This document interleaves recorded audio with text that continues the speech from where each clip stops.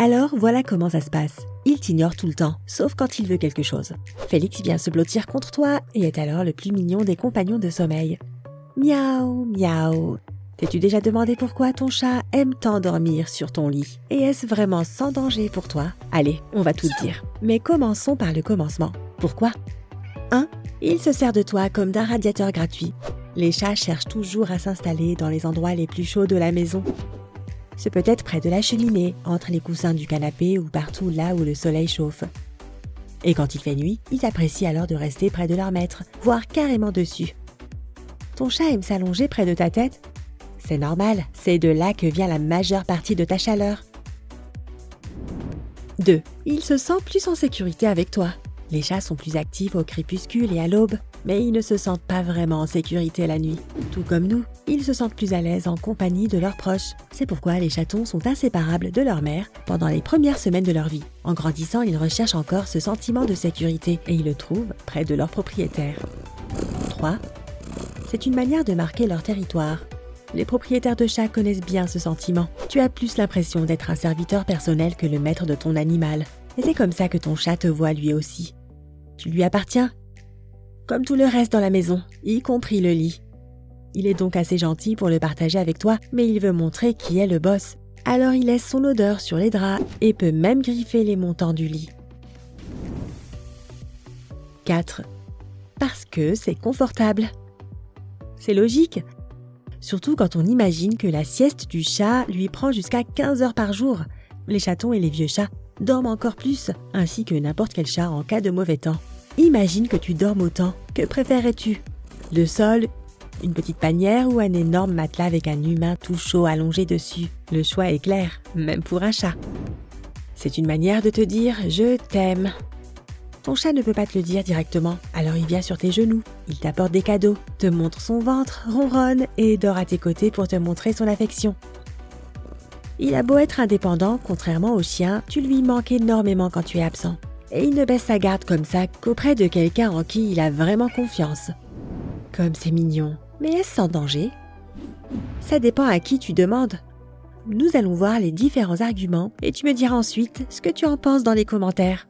Les contres soutiennent que le fait d'avoir un chat dans son lit peut perturber le sommeil. Certains chats dorment toute la nuit, d'autres bougent sans arrêt pour trouver une position confortable, mais tous se réveillent aux aurores. De plus, n'oublie pas que cet animal va régulièrement gratter dans sa litière, qui est infestée de germes. Donc quand Félix te met sa petite patte sur le visage, tu risques de te retrouver avec une méchante infection oculaire. Et même si tu n'es pas allergique au chat, le fait d'avoir constamment ses poils sous ton nez ne peut pas être bon. De leur côté, les pro-chats expliquent que ces boules de poils sont de véritables anti-stress. Ils se couchent souvent sur les points douloureux de leur maître, comme pour l'aider. Une étude a démontré que les chats agissent comme un somnifère naturel, qui aide les gens à se détendre suffisamment pour plonger dans les bras de Morphée. Dormir ensemble est également un excellent moyen de créer des liens. Et pour finir, cette source de chaleur fonctionne dans les deux sens. Si tu laisses ton chat passer la nuit avec toi, mais qu'il a tendance à t'empêcher de dormir, ne te laisse pas faire. Montre-lui que tu n'approuves pas cette situation. Tu peux l'éloigner de toi ou le mettre dans son panier, et s'il te réveille trop tôt, ne récompense jamais ce mauvais comportement avec des friandises ou des caresses. Mais si jamais tu te dis « Moi j'aimerais bien tout ça, mais mon chat, lui, ne veut pas dormir avec moi », eh bien, il y a des moyens de l'attirer. Fais en sorte que le jeu avec ton chat soit un must dans votre vie quotidienne, aussi bien la journée que le soir. Même 10 minutes de jeu suffiront.